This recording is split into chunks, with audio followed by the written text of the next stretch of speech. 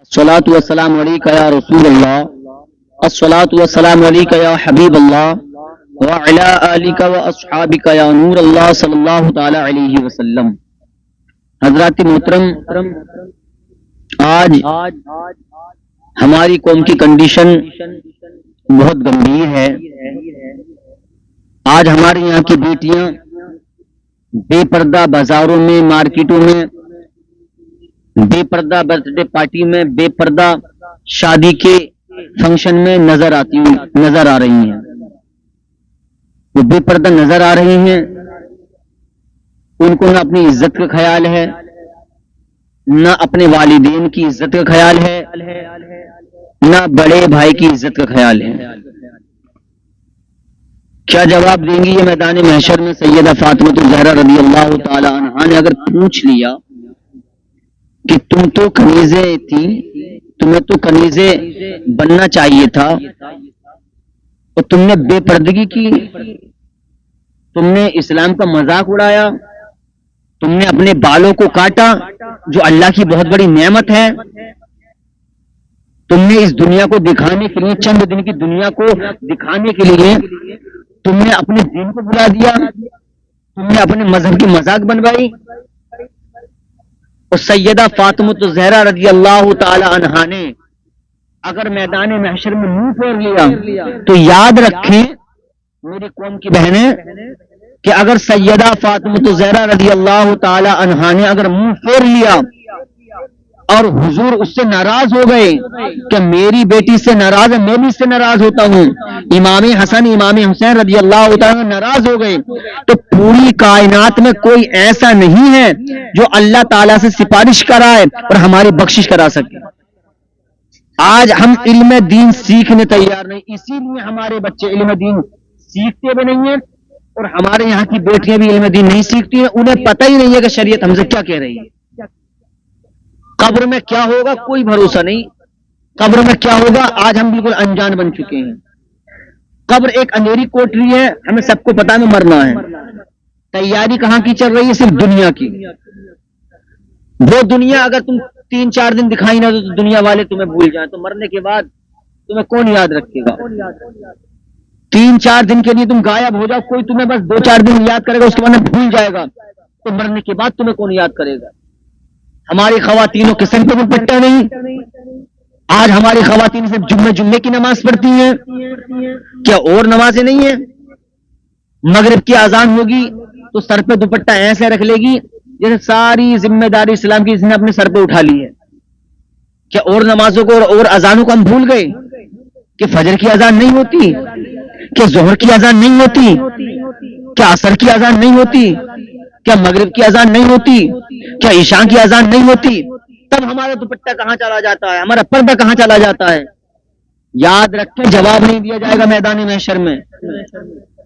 کس خیال میں ہیں ہم؟ بس دعا ہے اللہ تعالیٰ ہماری خواتینوں کو، ہمارے معاشرے خواتینوں کو ہدایت دے، اور اللہ تعالیٰ ان کو ایسی ہدایت دے یہ پردہ بھی کریں اور اسلام کی شہزادی بن جائیں۔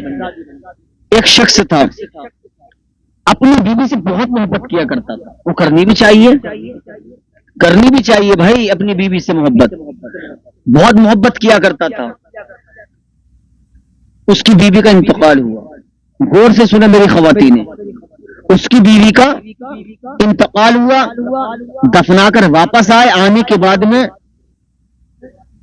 اب اس کے دل میں یہ خیال آیا کہ پتہ نہیں میری بیوی کے ساتھ میں قبر میں کیا ہو رہا ہو۔ خیال اس کے ذہن میں یہی گردش کر رہا تھا، خیال اس کے ذہن میں دوڑ رہا تھا کہ میری بیوی کے ساتھ میں قبر میں کیا ہو رہا ہوگا۔ ایک عالم صاحب کے پاس مسئلہ پوچھنے گیا، عالم صاحب سے کہا حضرت میں اپنی بیوی سے بڑی محبت کرتا تھا اور میری بیوی کا انتقال ہو گیا ہے، کیا اجازت ہو تو قبر کھود کر دیکھ لوں؟ عالم صاحب نے منع کر دیا، کیونکہ عالم اچھے والے عالم تھے، علم والے عالم تھے، خالی ایسے نہیں بلکہ علم والے عالم تھے۔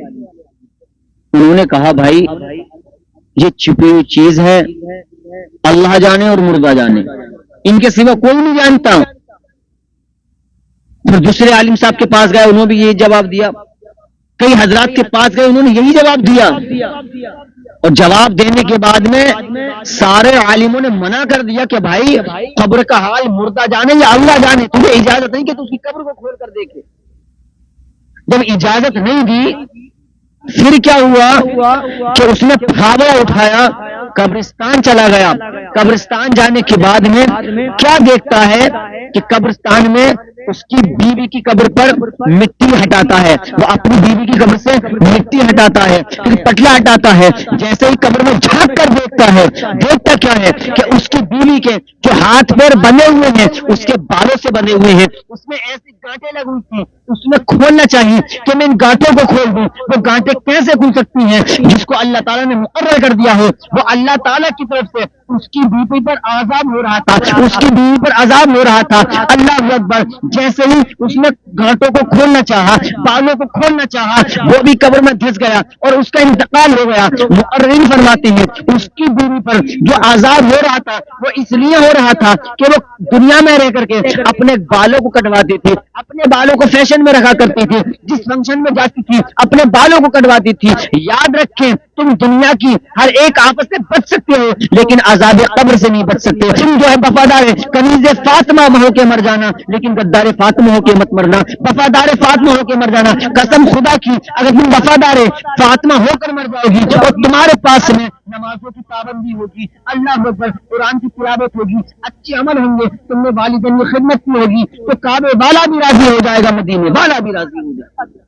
آج ہم نے اپنا ایک دین کا مذاق بنا رکھا ہے ہماری خواتینوں نے۔ آج شادیوں میں جاتی بال کٹواتی ہیں، 5-5 ہزار کا سوٹ بنا کر کے بھی اپنا جسم کو نہیں ڈھک پا رہی، 5-5 ہزار کا سوٹ لے کر تو آ رہی ہیں لیکن جسم نہیں ڈھک رہا۔ اگر آج ہماری خواتین یہیں سے سبق نہیں لیا تو یاد رکھیں بال کٹواؤ گی تو عذاب قبر میں مبتلا ہو گئی اور اللہ کے نبی کی بیٹی سیدہ فاطمہ تم سے ناراض ہو گئی تو پھر کائنات میں کوئی ایسا نہیں ہے تمہیں اور تمہاری بخشش کرا سکے۔ پوری کائنات میں کوئی ایسا نہیں ملے گا۔ پھر اگر تم نے سیدہ فاطمہ تو زہرا رضی اللہ تعالی عنہا کو ناراض کر دیا تو پھر کائنات میں کوئی ایسا نہیں ہے تمہاری بخشش کرا سکے۔ چونکہ سیدہ طیبہ عابدہ زاہدہ سیدہ فاطمہ زہرا رضی اللہ تعالی عنہا کے اللہ اور اللہ کے رسول کے فرمان کے مطابق تم گزارتی رہو، تمہاری زندگی بھی روشن ہو جائے گی اور آخرت بھی روشن ہو جائے گی۔